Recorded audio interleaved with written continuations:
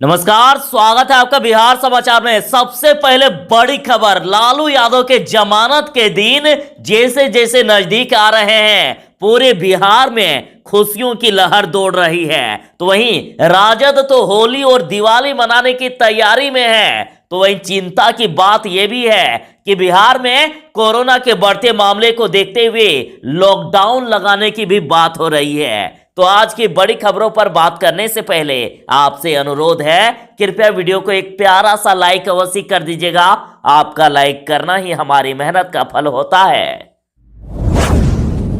लालू यादव की सजा की आधी अवधि पूरी हो चुकी है। अब यह तय माना जा रहा है कि 16 अप्रैल को लालू यादव को जमानत मिल सकती है। तो देखिए, वहीं डॉक्टर तनवीर हसन का कहना है कि राजनीतिक द्वेष के कारण एक बीमार शख्स को जेल में बंद कर रखा है। आधी सजा की अवधि पूरी हो चुकी है, लेकिन फिर भी बेल नहीं दिया जा रहा, जबकि बॉम्ब ब्लास्ट के दोषियों को जमानत दे दी जाती है। यह आखिर कैसा कानून है?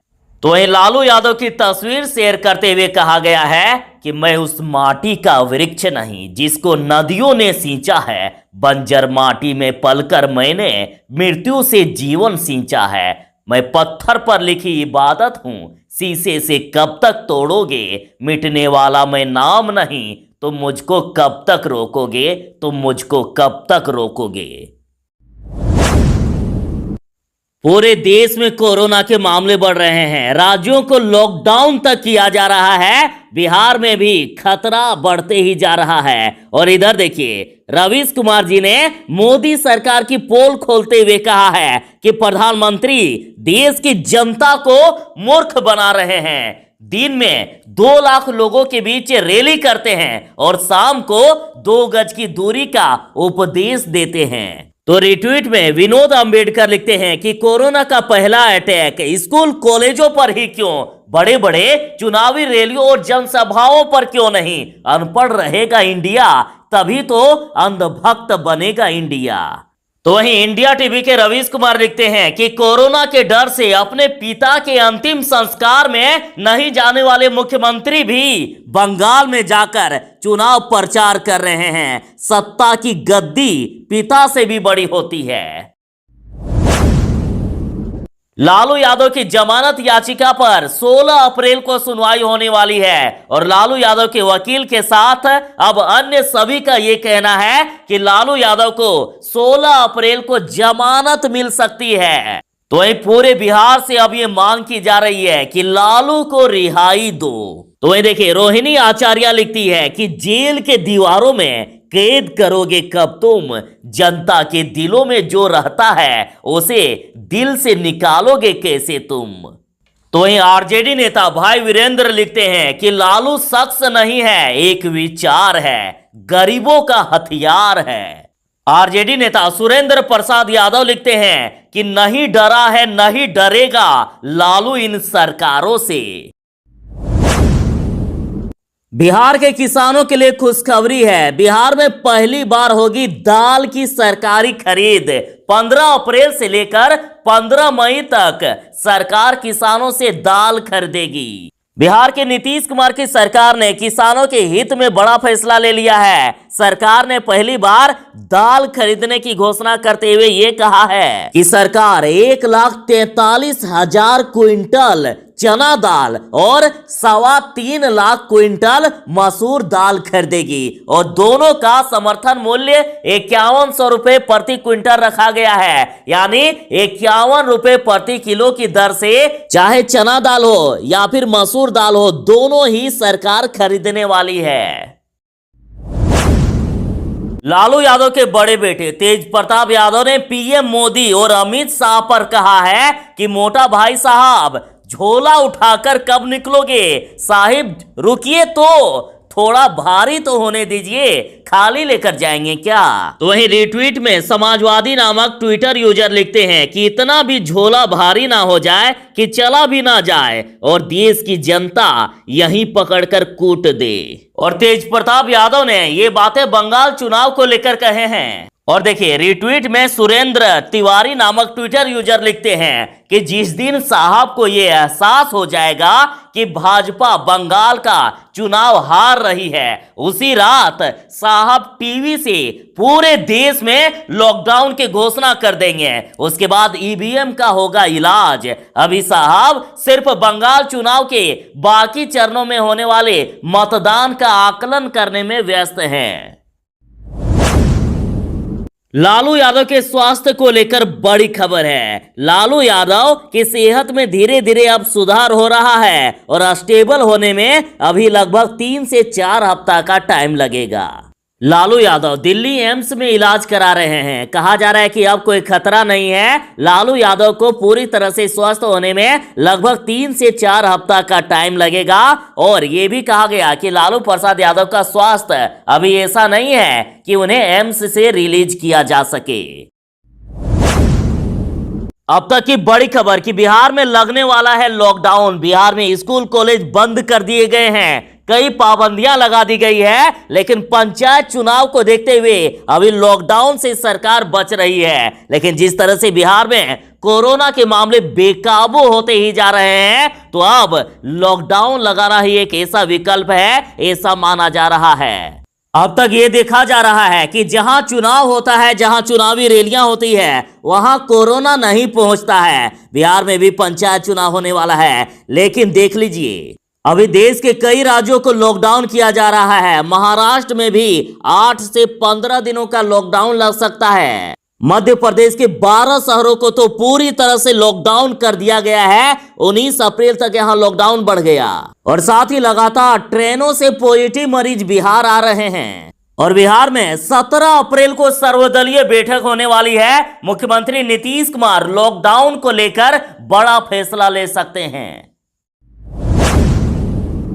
अभी बिहार में जिस प्रकार से अपराध बढ़ रहा है, लोगों को जिस प्रकार से मारे जा रहे हैं, तो इस पर तेजस्वी यादव ने कहा है कि मैंने पहले ही कहा था कि मुख्यमंत्री नीतीश कुमार थक चुके हैं, उनसे बिहार नहीं संभल रहा है। चुनाव हार कर अपमानित होकर भी अभी भी मुख्यमंत्री बने हुए हैं। चलो लोकलाज और नैतिकता त्याग अनुकंपा पर मुख्यमंत्री बन ही गए, लेकिन कम से कम अब तो मुख्यमंत्री वाला काम तो कीजिए। अब तो अपने संवैधानिक कर्तव्यों का निर्वहन कीजिए। सीएम की कुर्सी बचाने के अलावा आप कर क्या रहे हैं? तेजस्वी यादव ने ट्वीट करके बोले थे कि बिहार की गलियां और सड़कों में खून बह रहा है, चहुओर हत्या, लूट, डकैती, बलात्कार और नरसंहार हो रहा है। आदरणीय नीतीश कुमार ने जो नैतिकता और अंतरात्मा बेची है, वो अपराधियों ने बोली लगाकर खरीद ली है और इसलिए बिहार में अपराधियों की मौज बहार है, क्योंकि यहां नीतीश कुमार है। जदयू एमएलए के बाद अब जीतन राम मांझी ने अपने ही सरकार के खिलाफ मोर्चा खोल दिया है। उन्होंने कहा है कि यहां लॉ एंड ऑर्डर बिल्कुल भी ठीक नहीं है। जीतन राम मांझी ने अपने ही सरकार पर कहा कि बिहार में लॉ एंड ऑर्डर यानी कानून व्यवस्था की स्थिति काफी खराब हो गई है, अधिकारियों की भी अब हत्या हो रही है। आपको यह भी बता दूं कि पहले जीतन राम मांझी ने बिहार में शराबबंदी को लेकर सरकार को सीधा चैलेंज दे दिए थे। उन्होंने कहे थे कि सरकार मंत्रियों, विधायक और वरीय पदाधिकारियों के बंगले की तलाशी लेकर देखे। अगर उनके बंगले से शराब नहीं मिलती है तो वो राजनीति छोड़ देंगे। और मीडिया रिपोर्ट के अनुसार जीतन राम मांझी ने पहले ये आरोप भी लगाए थे कि शराब के काले कारोबार बिहार में चल रहे हैं और इसमें गरीब, दलित और निचले तबके के लोगों को फंसाया जाता है और जेल में डाला जाता है, जबकि पावरफुल लोग आसानी से इस कानून का उल्लंघन करते हैं। और इस खबर को प्रभात खबर ने प्रकाशित किया है। एनडीटीवी के रवीश कुमार जी ने रिट्वीट किया है, जिसमें से अखिलेश आनंद लिखते हैं कि जब पहला लॉकडाउन लगा था तब ये तर्क दिया गया था सरकार के द्वारा कि इस दौरान सरकार अपनी सारी तैयारियां कर रही है। आज फिर हम वहीं पर खड़े हैं, आज फिर से लॉकडाउन लगने वाला है। अस्पतालों में अभी भी बेड की कमी होने लगी है। पूरे साल आखिर सरकार ने किया क्या है? बिहार में स्कूल तक बंद कर दिए गए हैं और कई राज्यों में स्कूलों को बंद कर दिया गया है, लेकिन जहां चुनावी रैलियां हो रही है वहां कोरोना नहीं है क्या? देखिए, अब तो सवाल ये भी उठ रहे हैं कि कहीं चुनावी रैलियों से ही पूरे देश में कोरोना तो नहीं फैल रहा है। देखिए, एनडीटीवी के रवीश कुमार जी लिखते हैं कि शिक्षा का मंदिर बंद हो व नेता रैलियां खुलेआम करे, इससे बड़ा मेरे देश का दुर्भाग्य क्या हो सकता है। इन्होंने कहा है कि देश के गृह मंत्री बिना मास्क के घूमते हैं व रैलियां करते हैं, क्या कोई उन पर जुर्माना करेगा? रवीश कुमार जी ने पीएम मोदी से सवाल पूछे हैं कि मोदी जी, जब लॉकडाउन फिर से लगाना ही था तो क्या वैक्सीन सिर्फ फोटो खींचकर सोशल मीडिया पर डालने के लिए बनाई थी? सरकारी नौकरी की तलाश कर रहे युवाओं के लिए खुशखबरी है। एक ऐसा सरकारी नौकरी जिसके एग्जाम में आप किताबें ले जा सकते हैं लिखने के लिए। देखिए, बिहार क्लर्क भर्ती में आप किताब ले जा सकते हैं, 12वीं पास आवेदन कर सकते हैं इसे। बिहार लोक सेवा आयोग यानी बीपीएससी की ओर से निकाली गई क्लर्क भर्ती के बस कुछ ही दिन बच गए हैं। 16 अप्रैल तक लास्ट डेट है। इसमें आपको 19,900 से लेकर 63,200 रुपए तक दिया जाएगा। यदि आप इंटर पास हैं तो आप इस फॉर्म को भर सकते हैं। और जैसे कि पहले ही हमने आपको बताया कि बीपीएससी एलडीसी की परीक्षा में आप किताब ले जा सकते हैं एग्जाम में। तो यदि अभी तक आपने अप्लाई नहीं किया है तो 16 अप्रैल तक लास्ट डेट है। आप इसे bpsc.bis.nic.in पर जाकर अप्लाई कर सकते हैं। बिहार में शराबबंदी पर जाप सुप्रीमो पप्पू यादव ने कहा है कि बेरोजगार यूथ बन गया है बिहार में शराब का डिलीवरी बॉय, और बिहार में हर जगह शराब मिल रहा है। और बिहार में जो शराब मिल रहा है ना, उसका नीतीश ब्रांड नाम रख देना चाहिए। नवादा जिले में जहरीली शराब से कई लोगों की मौत हो गई और मृतकों के परिजनों से पप्पू यादव ने मुलाकात की। पप्पू यादव ने पूछा है कि बिहार में शराब माफिया को कोई सजा हुई है क्या? किसी का अकाउंट सीज हुआ है क्या? उन्होंने कहा कि बिहार में अब जो भी बेरोजगार युवा है वह शराब का डिलीवरी बॉय हो गया है। बिहार में 55,000 करोड़ की पैरेलल इकोनॉमी है। 200 रुपए का शराब 1400 रुपए में मिलता है और ये पैसा सारा दूसरे राज्यों में जा रहा है। उन्होंने कहा कि किसी की हिम्मत नहीं होती है शराब माफिया और बालू माफिया के खिलाफ बोलने की। उन्होंने कहा कि बिहार में लोकतंत्र तो बचा ही नहीं है। सड़क पर कार्यकर्ता और विधानसभा में विधायक पीटे जा रहे हैं। आम लोगों को कौन पूछेगा? उन्हें तो गोली मार देगा। बिहार बोर्ड के परीक्षार्थी जरा ध्यान दें। यदि आप मैट्रिक के रिजल्ट से संतुष्ट नहीं हैं, यदि आपको लगता है कि आपको ज्यादा नंबर मिल सकता है, साथ ही यदि आप किसी सब्जेक्ट में फेल हो गए हैं और यदि आपको नंबर बढ़ाने हैं, तो आपके लिए सुनहरा मौका है। बिहार में स्क्रूटनी का फॉर्म लिया जा रहा है और 11 अप्रैल से ही यह फॉर्म लिया जा रहा है। 17 अप्रैल तक अंतिम मौका आपको दिया गया है और प्रति सब्जेक्ट आपसे 70 रुपए फी लिया जाएगा। बिहार में कोरोना की महासुनामी आ गई है। कोरोना अपना कहर बरसाने लगा है बिहार में और पिछले 24 घंटे में बिहार में 3,756 नए कोरोना पॉजिटिव मरीज मिल गए।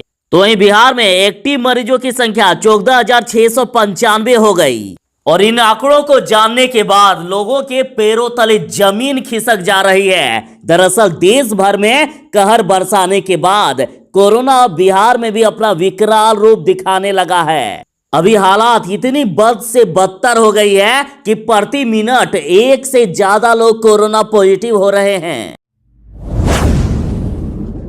जिस तरह से कोरोना के मामले बढ़ रहे हैं और देश के कई राज्यों को लॉकडाउन किया जा रहा है, तो अब प्रवासी मजदूर फिर से बिहार आने लगे हैं और सरकार ने भी बिहार के प्रवासी मजदूरों के लिए बड़ा ऐलान कर दिया है कि बिहार में उन्हें रोजगार दिया जाएगा। अभी से सरकार इंतजाम कर रही है। बिहार के विकास आयुक्त आमिर खुबानी ने बैठक करके बड़ा फैसला कर लिया है। उन्होंने सभी संबंधित विभागों से कह दिया है कि अपने यहां अधिक से अधिक रोजगार के अवसर का इंतजाम करें ताकि एक भी प्रवासी मजदूर बिना रोजगार के ना रहे। बिहार के प्रवासी मजदूरों को उन्हें उनके स्किल के अनुसार, यानी वे जो काम जानते हैं, जो काम वे बाहर में कर रहे थे उन्हें वही काम बिहार में उपलब्ध कराने की पूरी तरह से कोशिश की जा रही है।